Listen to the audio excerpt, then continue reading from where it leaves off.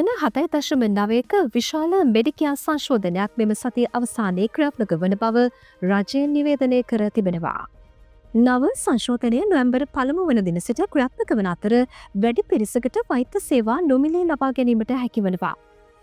මින් පෙර Commonwealth කන්සෙෂන් card හිමියන් සහ වයස අවුරුදු 16ට අඩු දරුවන් පමණක් බල්ක් බිල්ඩ් සේවා ලබා ගැනීමට හැකි වූ අතර නව සංශෝධනය මගින් සියලුම මෙඩිකියා කාඩ් හිමියන්ට මෙම සේවාව ලබා ගැනීමට අවස්ථාව හිමි වනවා. රජය මේ සඳහා bulk billing practice incentive programme නමින් නව වැඩසටහනක්ද හඳුන්වා දෙනු ලැබුවා. ඒ අනුව අදාළ GP සහ වෛද්‍ය මධ්‍යස්ථාන සඳහා 12.5ක අමතර ප්‍රතිලාභයක් සියලු මෙඩිකියා කාඩ් හිමියන්ට ලබාගත හැකි වනවා. මෙම සංශෝධනය ඇල්බනිස් රජයේ මැතිවරණ පොරොන්දුවක් ලෙස ක්‍රියාත්මක වන අතර පෙබරවාරි මාසයේදී මෙඩිකියා සඳහා ඩොලර් බිලියන 8ක ආයෝජනයක් රජය පොරොන්දු වී තිබෙනවා.